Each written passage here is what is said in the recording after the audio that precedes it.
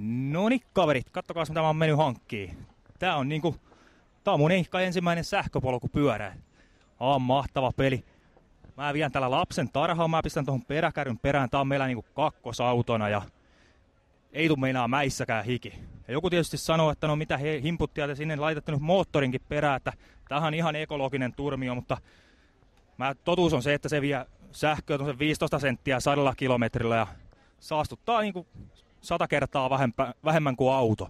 Tää on ihan tykkipeli työmatkalle, että jos työmatkalla ei saa hikoilla tai et halua puku päällä mennä märäkänä töihin, niin kyllä sähköpolkupyörä on ehdoton vaihtoehto. Usein mullakin tuolla asusteli Helsingissä, niin työmatka oli 12 kilometriä tuonne ulkoasiainministeriöön, niin se oli kyllä liian pitkä matka vetää pyörällä, että 24 kilsaa päivässä säässä kuin säässä, niin ei toiminut, mutta kyllä nykyään menee. Hervanta on ihan tuossa naapurissa. Kyllä tämmöistä mä suosittelen kuule kaikkien kokeilemaan, että tämä on tulevaisuutta. Näitä myydään maailmassa 22 miljoonaa vuodessa ja Euroopassakin 400 000 ja Suomessa joku muutama 100, mutta kyllä näitä kohta rupeaa löytyy.